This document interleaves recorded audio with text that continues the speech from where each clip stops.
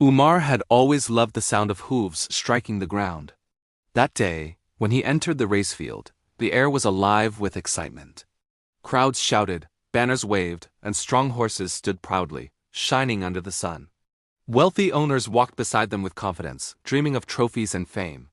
As Umar walked past the stables, his eyes fell on something unusual.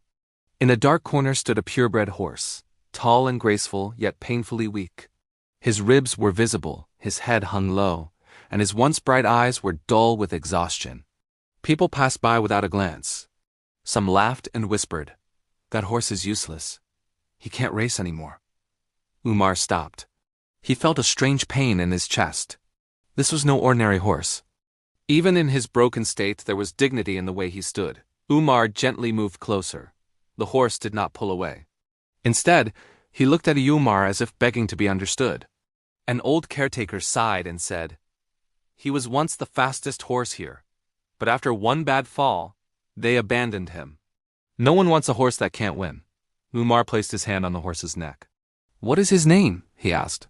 "No one remembers," the caretaker replied. From that moment, Umar decided this horse would not be forgotten. He bought the horse for almost nothing and took him away from the noisy racefield. Days turned into weeks. Umar cleaned his wounds, fed him patiently, and spoke to him every morning. There were nights when the horse cried in pain, and Umar stayed beside him, refusing to give up. Slowly the horse began to change. His strength returned, his eyes regained their fire, and his steps grew steadier. Umar named him Sultan, because a broken soul still deserved a royal name.